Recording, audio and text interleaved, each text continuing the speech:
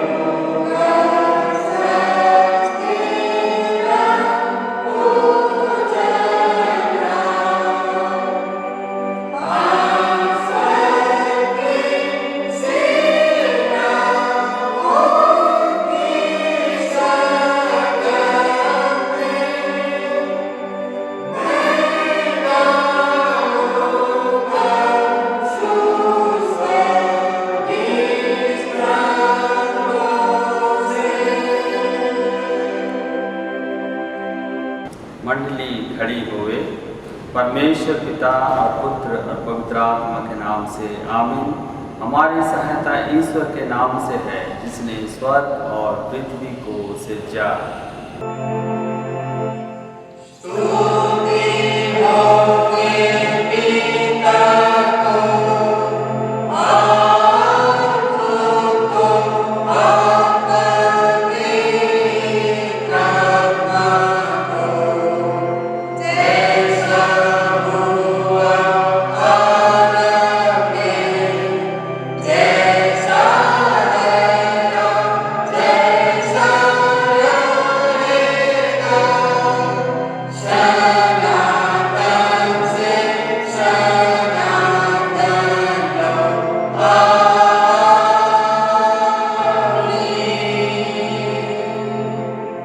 हम ईश्वर के सामने अपने पापों को दीनताई से मान दें। हे सर्वशक्तिमान ईश्वर दयालु पिता, हम दीनताई से अपने सब पाप और अपराधों को तेरे सम्मुख मान लेते हैं। तो अपने प्रिय पुत्र हमारे प्रभु यीशु ख्रीष्ट के कारण हम पर दया दृष्टि कर और हमारे सब पापों को क्षमा कर। आमीन।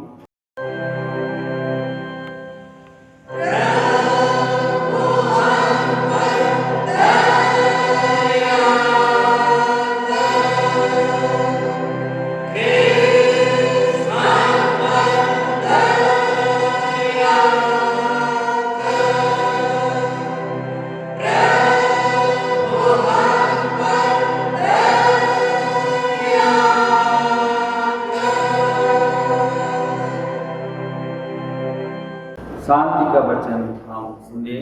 रोमी 3:23-24। क्योंकि सबों ने पाप किया है और ईश्वर की प्रशंसा योग्य नहीं होते हैं, पर उसके अनुग्रह से उस उद्धार के द्वारा जो ख्रीस्त से है सैंत में धर्मी ठहराए जाते हैं।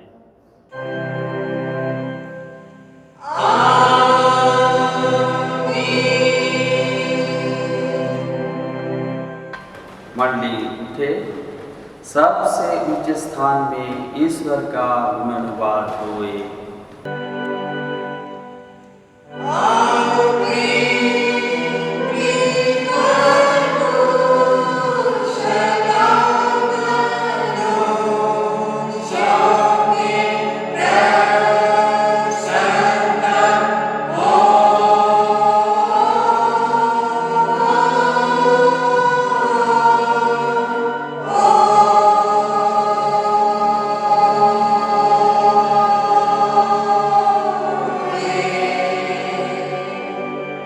प्रभु तुम्हारे संग होए।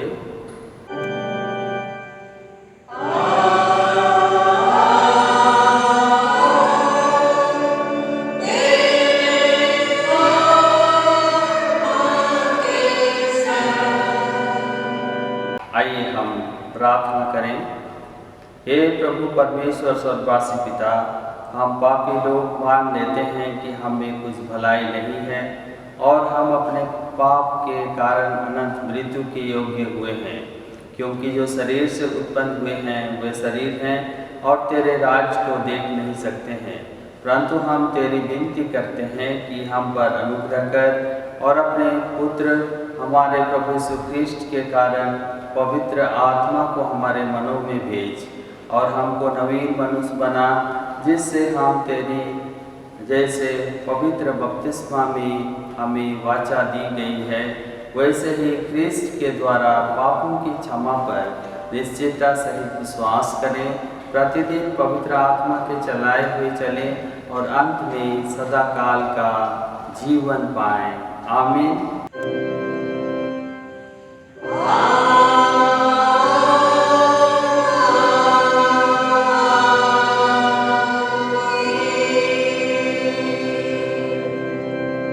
आज का पहला पाठ वचन हम सुनेंगे रोमियो के नाम पौलुस प्रेरित की पत्री, उसका 8वां अध्याय 33 पद से लेकर के 39 पद तक हम सुनेंगे। रोमियो 8:33 पद से लेकर के 39 पद तक। परमेश्वर के चुने मुंह पर कौन दोष लगाएगा? परमेश्वर ही है जो उनको धर्मी ठहराने वाला है। फिर कौन है जो दंड की आज्ञा देगा? मसीही है जो मर गया, वरन मुर्दों में से जी भी उठा और परमेश्वर के दाहिनी ओर है और हमारे लिए निवेदन भी करता है। कौन हमको मसीह के प्रेम से अलग कर सकता है? क्या क्लेश या संकट या उपद्रव या अकाल और महंगाई या जोखिम या तलवार? जैसा लिखा है, तेरे लिए हम दिन भर घात किए जाते हैं, हम वध होने वाली भेड़ों के समान गिने गए हैं। परंतु उन सब बातों में हम उसके द्वारा जिसने हमसे प्रेम किया है जयवंत से भी बढ़कर हैं। क्योंकि मैं निश्चय जानता हूँ कि ना मृत्यु, ना जीवन, ना स्वर्गदूत, ना प्रधानताएं, ना वर्तमान, ना भविष्य, ना सामर्थ, ना ऊंचाई, ना गहराई और ना कोई और सृष्टि हमें परमेश्वर के प्रेम से जो हमारे प्रभु यीशु मसीह में है अलग कर सकेगी। आमीन। तेरा धन्यवाद होए हे ख्रिस्त यीशु। हालेलुया।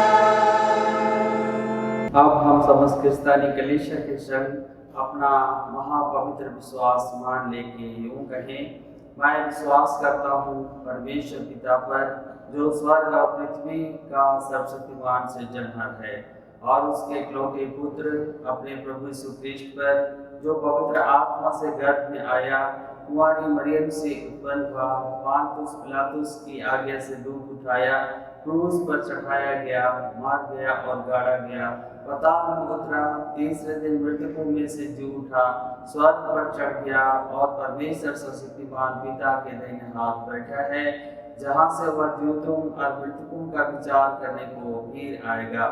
मैं विश्वास करता हूँ पवित्र आत्मा पर, एक ही पवित्र क्रिस्तानी कलीसिया, पवित्रों की संगत पर, पापों की क्षमा, देह के जुटने और अनंत जीवन पर। आमीन।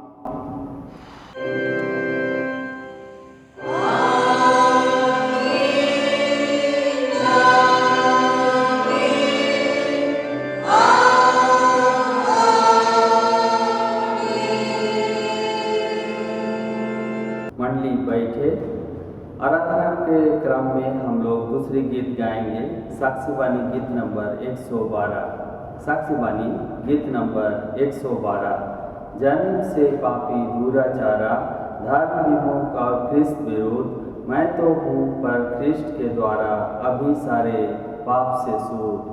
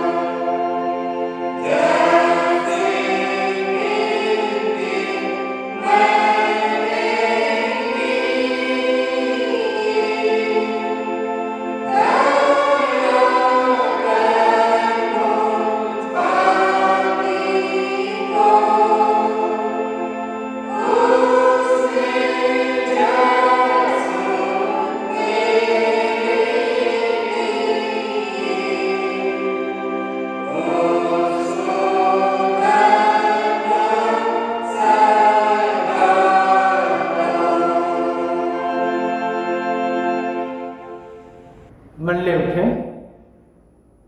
तुम्हें हमारे पिता परमेश्वर और मुक्तिदाता यीशु मसीह की ओर से अनुग्रह शांति मिले।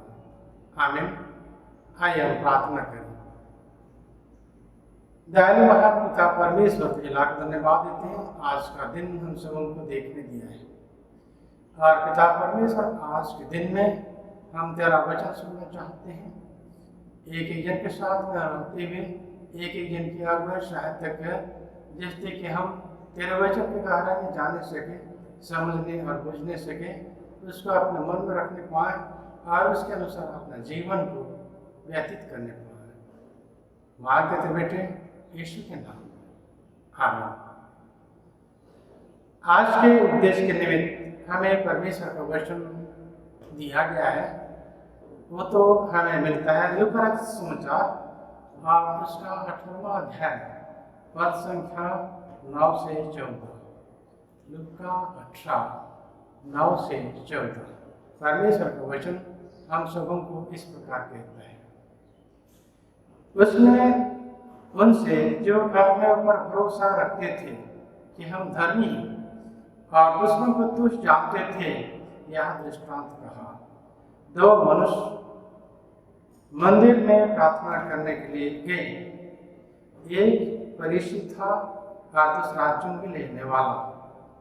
फरीसी खड़ा होकर अपने मन में यूं प्रार्थना करने लगा, हे परमेश्वर, मैं तेरा धन्यवाद करता हूँ कि मैं दूसरे मनुष्यों के समान अंधेर करने वाला, अन्यायी और व्यभिचारी नहीं, और न इस चुंगी लेने वाले के समान हूँ। मैं सप्ताह में 2 बार उपवास रखता हूँ। मैं अपनी सब कमाई का 10वांश भी देता हूँ। परंतु चुंगी लेने वाले ने दूर खड़े होकर स्वर्ग की ओर आंखें उठाना भी ना चाहा, वरन अपनी छाती पीट पीट कर कहा, हे परमेश्वर, मुझ पर दया कर। मैं तुमसे कहता हूँ कि वह दूसरा नहीं, परंतु यही मनुष्य धर्मी ठहराया जाकर अपने घर गया, क्योंकि जो कोई अपने आप को बड़ा बनाएगा वह छोटा किया जाएगा, और जो अपने आप को छोटा बनाएगा वह बड़ा किया जाएगा। आमीन। मसीह में प्यारे भाई बहनों, आज बहुतों को हम पहले यूहन्ना 3 और उसका 9 पद को कोट करते हुए यह कहते हुए सुनते हैं, जहाँ इस प्रकार हम सबों को कहा जाता है, जो कोई परमेश्वर से जन्मा है वह पाप नहीं करता, क्योंकि उसका बीज उसमें बना रहता है और वह पाप कर ही नहीं सकता, क्योंकि परमेश्वर से जन्मा है। जबकि इस प्रकार कहते हैं तो सवाल उठता है, क्या हम मनुष्य होकर के शरीर धारण जब किए हैं, हमारे जीवन में क्या पाप नहीं दिखता है या नहीं करते हैं? क्या प्रैक्टिकली जबकि हम देखने को पाते हैं तो जरूर ही हम जीवन में हर प्रकार का पाप और दोष करते हैं। लेकिन इतना ही है, जो परमेश्वर से जन्मा है वो अपने पापों को याद करता है, उसके लिए प्रस्ताव करता है, मन फिराता है, विश्वास करता है और इस तरह से छुड़ा पाता है। लेकिन तब ये कहना कि जो कोई परमेश्वर से जन्मा है वह पाप नहीं करता, तो ये उटपटा सा लगता है। जैसा कि हम ये भी देखने को पाते हैं यूहन्ना रचित सुसमाचार और उसका 1 अध्याय और उसका 8वां और 10वां पद में, यदि हम कहें कि हम में कुछ भी पाप नहीं तो अपने आप को धोखा देते हैं और हम में सत्य नहीं। उसी प्रकार 10वां पद में कहता है, यदि हम कहें कि हमने पाप नहीं किया तो उससे झूठा ठहराते हैं और उसका वचन हम में नहीं है। आज के वचन में हम 2 मनुष्यों को मंदिर में प्रार्थना करने के लिए जाते हैं उसको देखते हैं। और उसमें एक फरीसी था और दूसरा चुंगी लेने वाला, दोनों यहूदी जाति में से थे, लेकिन तब उनका पेशा अलग अलग था।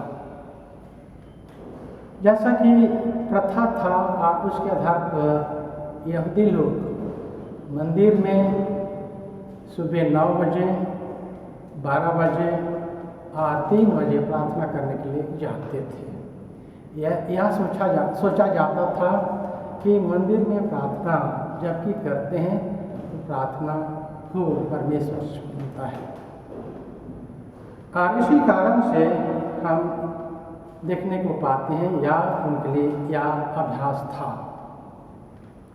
लेकिन तब यहाँ हम देखने को पाते हैं कि इस दृष्टांत को यीशु ने इसलिए लेता है, जैसा कि हम सबों को मिलता है 9 पद में, उसने उनसे जो अपने ऊपर भरोसा रखते थे कि हम धर्मी हैं और दूसरों को तुच्छ जानते थे, यह दृष्टांत कहा।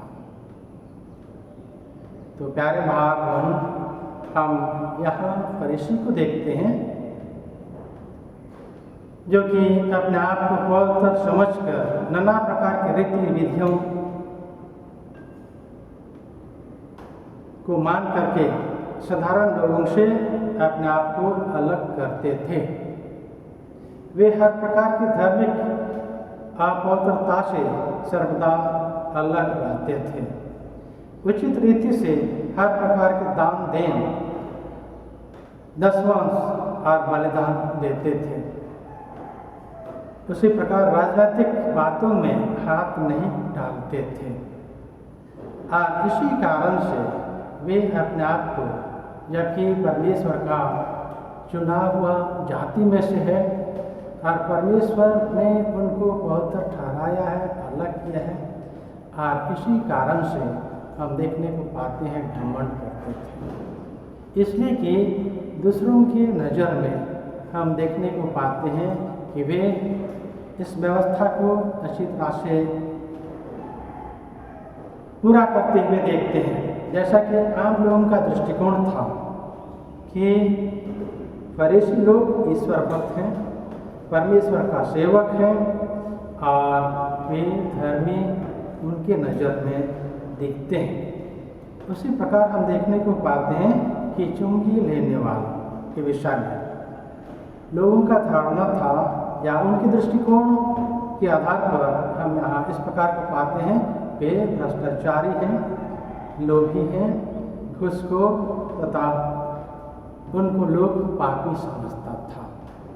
लेकिन तब हम यहाँ देखने को पाते हैं जबकि वे प्रार्थना के लिए आते हैं तो यहाँ हम फरीसी को इस प्रकार का देखते हैं जो कि गिरजाघर में आते हुए अपनी आंखों को परमेश्वर की ओर उठाता है, हाथों को भी उठाता है, जब भी यहाँ नहीं मिलता है उस प्रकार का। लेकिन तब हम चुंगी लेने वालों के विषय में जबकि पढ़ते हैं तो यहाँ इस प्रकार का पाते हैं, परंतु चुंगी लेने वाले ने दूर खड़े होकर स्वर्ग की ओर आंखें उठाना भी ना चाहा, वरन अपनी छाती पीट पीट कर कहा, हे प्रभु परमेश्वर, मुझ पाप पर दया कर। यहाँ हम इसलिए इस प्रकार का कहते हैं कि वो अपनी आंखें परमेश्वर की ओर उठाते हैं, अपना हाथ कभी फैला रखे हैं और इस तरह से अपने विषय में वो परमेश्वर को बताना चाहते हैं, बताते हैं। दरअसल में देखा जाए तो परमेश्वर से प्रार्थना नहीं कर रहा है, लेकिन तब उनमें जो गुण पाया जाता है, अर्थात वो किस प्रकार का धर्मी है, किस प्रकार का वो व्यवस्था का पालन करता है, उसी का वर्णन ये करता है। जैसा यहाँ इस प्रकार कहता है, मैं दूसरे मनुष्यों के समान अंधेर करने वाला, अन्यायी और व्यभिचारी नहीं, और मैं इस चुंगी लेने वाले के समान हूँ। मैं सप्ताह में 2 बार उपवास रखता हूँ, मैं अपने सब कमाई का दशमांश भी देता हूँ। जरूर ही ये सब काम वो करता था। लेकिन तब हम यहाँ देखने को पाते हैं, अपने आप को धर्मी समझता है, अपने आप को पहुँचा हुआ व्यक्ति समझता है और ये समझता है कि मैं ही केवल पिता परमेश्वर के राज में प्रवेश कर सकता हूँ। और इसी कारण से हम देखने को पाते हैं कि वो घमंड में चूर हो करके इस प्रकार का प्रार्थना वो करता है। यहाँ तक कि वो उसके बगल में जो कि चुंगी लेने वाला खड़ा है उसको देख करके कहता है कि इस चुंगी लेने वाले के समान मैं नहीं हूँ, जो कि अंधेर करने वाला, अन्यायी और व्यभिचारी है। और इसी के कारण से हम देखने को पाते हैं, उसके घमंड के कारण ही से उसमें दीन स्वभाव नहीं है, नम्र स्वभाव नहीं है, केवल घमंड वो करता था, इसलिए उसकी प्रार्थना सुनी नहीं जाती है। लेकिन हम देखने को पाते हैं चुंगी लेने वाला किस प्रकार खड़े हो करके स्वर की ओर भी आंखें उठाना ना चाहा, वरन अपनी छाती पीट पीट कर हे परमेश्वर मुझ पाप पर दया कर कहते हुए सुनते हैं। जरूर ही वो अपने पापों को अच्छी तरह से समझ लिया है और समझ रहा है कि जरूर ही वो पापी है, और ये भी समझ रहा है कि मेरे समान कोई पापी नहीं है। फिर भी हम देखने को पाते हैं वो नम्र हो करके आता है, दीन हो करके आता है, अपने पापों के लिए पश्चाताप करता है, मन फिराता है और परमेश्वर से निवेदन करता है कि मुझ पाप पर दया कर। यहाँ हम देखने को पाते हैं लंबा चौड़ा प्रार्थना नहीं करता है, और इसी कारण से हम यहाँ इस प्रकार पाते हैं, जैसा कि कहा जाता है, मैं तुमसे कहता हूँ कि वह दूसरा नहीं परंतु यही मनुष्य धर्मी ठहरा जाकर अपने घर गया, क्योंकि जो कोई अपने आप को बड़ा बनाएगा वह छोटा किया जाएगा, और जो अपने आप को छोटा बनाएगा वह बड़ा किया जाएगा।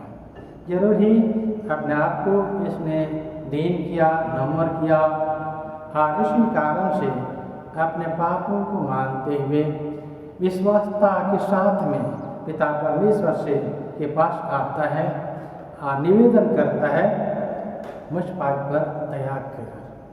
और इस तरह से हम देखने को पाते हैं उसकी प्रार्थना सुनी जाती है। इसलिए आज हम देखने को पाते हैं इस वचन के आधार पर कि आज हो सकता है हम रूटीन का पालन करते हुए भले हरदम गिरजा आते हों या देन दान अच्छी तरह से देते हों, लेकिन जबकि हम घमंड करते हैं, दूसरों को नीच दिखाते हैं, और जबकि हम प्रार्थना करते हैं, प्रार्थना में भी जैसा कि यहाँ इस व्यक्ति को देखते हैं जो कि चुंगी लेने वाले के पास में खड़ा है, मैं इस चुंगी लेने वाले के समान नहीं हूँ जो कि नीच है, जो कि भ्रष्टाचारी है, लोभी है, घूसखोर है।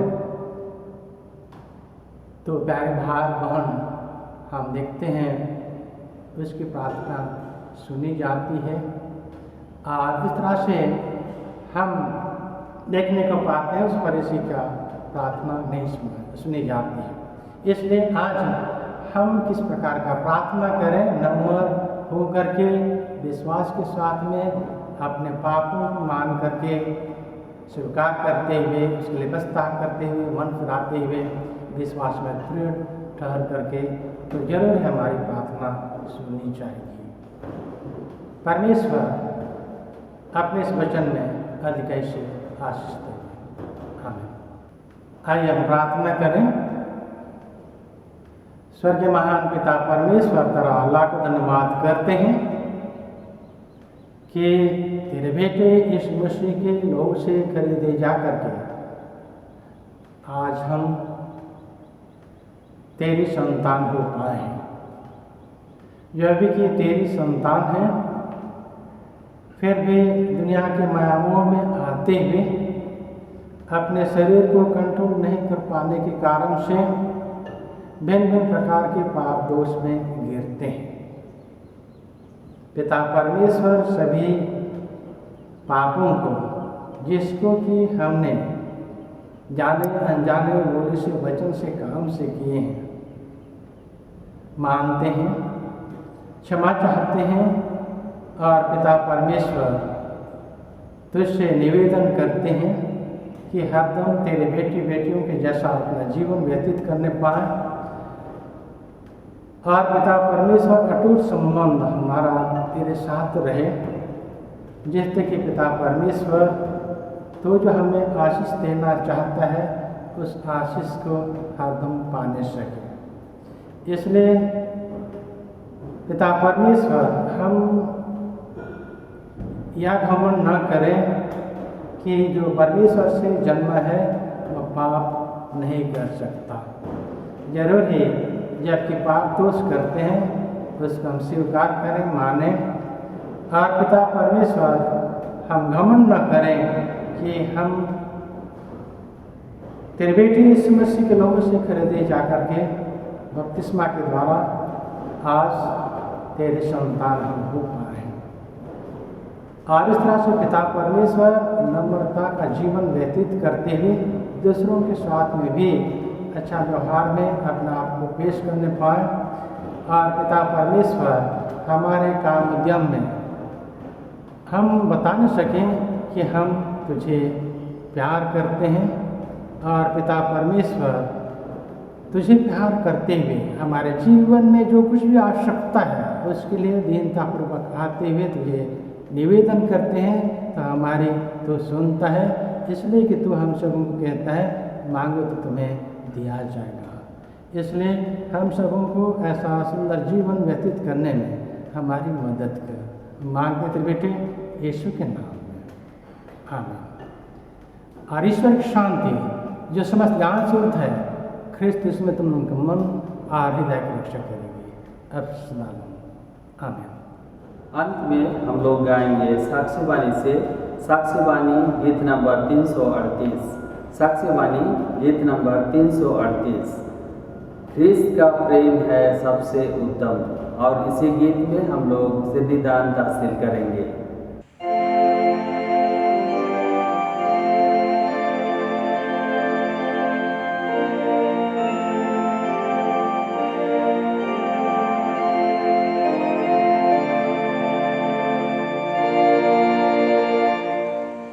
Thank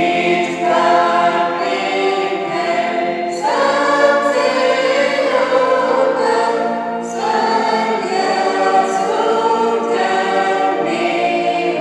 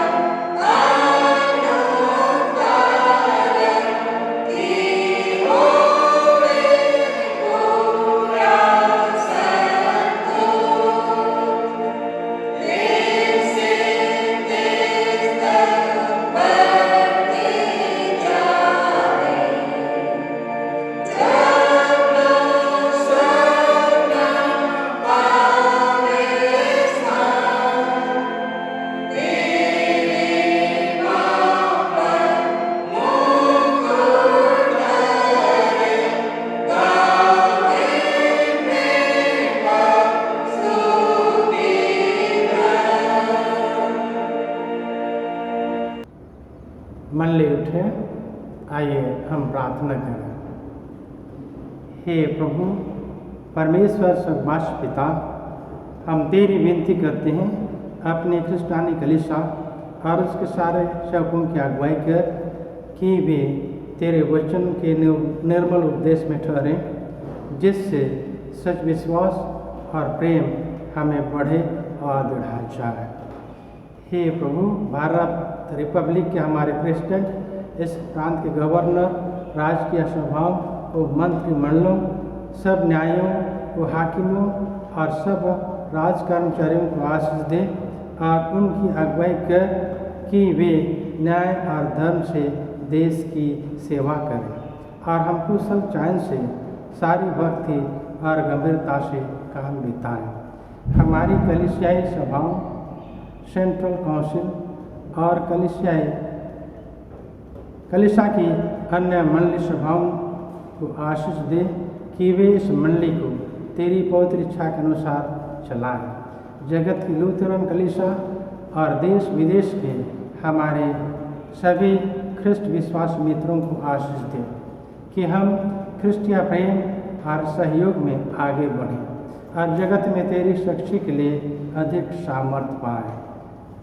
हमारी कलीसिया के सब काम पर आशीष दे, लड़के लड़कियों की शिक्षा पर आशीष दे कि वे तेरे भय, प्रेम और भरोसा में बढ़ते जाएं। कलीसिया के विद्यालयों, शिक्षण प्रशिक्षण महाविद्यालयों और अन्य संस्थाओं को संभाल और उनकी बढ़ती दे और उनके द्वारा कलीसिया के लिए आत्मिक और लौकिक आशीष दे। खेती बाड़ी और हर काम उद्यम को सफल कर, जिससे हर कोई सुविवेक से तेरे आगे चले और अपनी जीविका पाए। अपनी कृपा से उन सबों पर दृष्टि कर जो कंगालपन, रोग और नाना प्रकार की शकीती और दुख में है, उनको शांति दे। पिता परमेश्वर, हम तेरा धन्यवाद करते हैं कि स्टेल टाउनशिप मंडली के नोएल बाबा की माँ मरसा बाबा को मृत्यु के द्वारा सनातन विश्राम में तू अपने पास बुलाया। शोकित परिवार के लिए प्रार्थना करते हैं तो उनके साथ रहते हुए उनकी अगुवाई सहायता कर, जिससे कि वे नए सिरे से अपना जीवन व्यतीत करने पाए, ये विश्वास करने पाए और ये जान सके कि हमारा इस संसार में जबकि जन्म होता है, मृत्यु सुनिश्चित है। हम जबकि जन्म ले लिए हैं, एक रोज़ किसी न किसी हालत में इस संसार से विदा होंगे और इसलिए पिता परमेश्वर अय्यूब के न्याय तेरा धन्यवाद करते हुए कहने सके कि परमेश्वर ने दिया, परमेश्वर ने लिया और परमेश्वर का नाम धन्य हो गया। उसी प्रकार स्टील टाउनशिप मंडली के अमित लगुन के पिताजी पौलुस लगुन को 9/8/2020 को मृत्यु के द्वारा सनातन विश्राम के लिए अपने पास बुलाया। प्रार्थना करते हैं पूरा लगुन परिवार के लिए, तो उनको पवित्र आत्मा से अगुवाई सहायता कर, जिससे कि वे भी तुझे शांति पाने सके और वे भी कहने सके कि परमेश्वर ने दिया, परमेश्वर ने लिया, परमेश्वर का नाम धन्य हो गया। और इस तरह से नए सिरे से अपना जीवन व्यतीत करते हुए अच्छी तरह से अपना काम को करने पाए और दिन प्रतिदिन आगे बढ़ते हुए तेरा धन्यवाद करने पाए। उसी प्रकार फरसा टोला मंडली के सुशील बागे की पत्नी नूतन बागे को 20/2/2020 को मुंह में ट्यूमर होने के कारण भुवनेश्वर में मुंह का सर्जरी किया गया और ईश्वर की दया से सफलतापूर्वक हुआ और अभी वो भली चंगी है और इसलिए वो तेरा धन्यवाद करना चाहता है पिता परमेश्वर, उस भाग्य परिवार के साथ में होते हुए हरदम उनकी अगुवाई सहायता कर। तू हमें कहता है संकट के दिन मुझे पुकार, मैं तुझे छुड़ाऊंगा और तू मेरी महिमा करने पाएगा। जरूरी संकट के समय में इन्होंने तुझे पुकारा और पिता परमेश्वर उनकी प्रार्थना तूने सुना है और इस तरह से अच्छी तरह से ऑपरेशन हुआ और इस तरह से पिता परमेश्वर अभी वो भले चंगी है। होने दे पिता परमेश्वर वो अच्छी तरह से रहते हुए तेरा धन्यवाद हरदम करने पाए। उसी प्रकार पिता परमेश्वर कोरोना वायरस का प्रभाव अभी भी हमारे इस क्षेत्र में बना हुआ है। प्रार्थना करते हैं जो नियम है उसका हम पालन करें, हरदम मास्क पहने, हम सोशल डिस्टेंस का पालन करने पाएँ और अच्छी तरह से अपने आप को सुंदर माहौल में रखते हुए इस संक्रमण से बचने पाए और दूसरों को भी हम संक्रमित न करें या हम भी संक्रमण ना हुए। और इस तरह से पिता परमेश्वर हम तेरा धन्यवाद सुंदर रूप से रहते हुए करने पाए। पिता परमेश्वर आज के दिन में हम आकर के मुट्ठी दान, गणादान और भिन्न प्रकार का दान भी दिए हैं। उसमें तू अधिकाई से आशीष दे जैसे कि पिता परमेश्वर कलीसिया की रक्षा रखवाली होने पाए और इसी कलीसिया में हम रहते हुए तेरा धन्यवाद करने पाए। हमारी कलीसिया के सब भाई बहनों की रक्षा कर जो दूसरे देशों में चले गए हैं कि वे सब जोखिम और परीक्षा में विश्वासी ठहरें। हम उनके लिए भी तेरी विनती करते हैं जो मंदिर से निकाले गए व उलट हुए हैं, उन पर दया कर कि वे सच्चे प्रस्ताव से तेरी ओर फिरें। सब मनुष्यों का प्राणी ठहर और उन पर जो अंधियारे बैठे हैं मुक्ति का उजाला प्रकाश कर।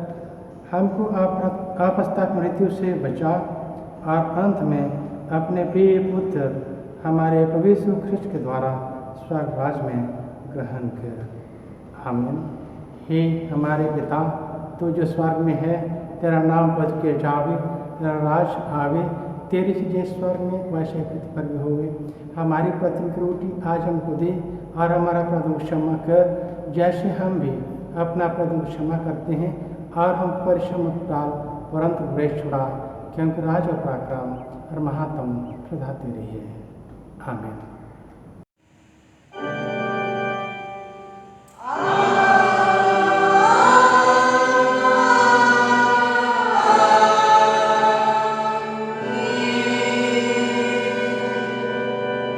विश्वासी और दीन मन से त्रिएक परमेश्वर का आशीर्वाद ग्रहण कर।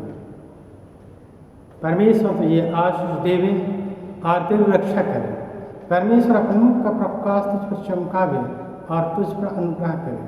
परमेश्वर अपने मुख का प्रकाश तुझ पर चमकावे और तुझे कुशल देवे। आमीन।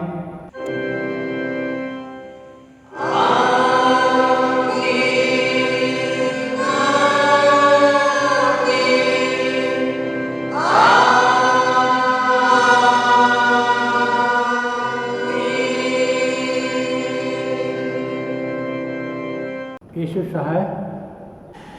आप सबों के लिए एक विशेष सूचना।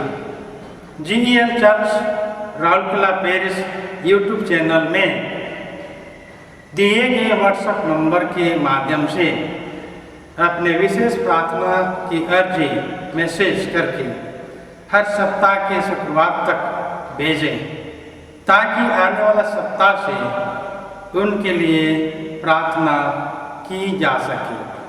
धन्यवाद।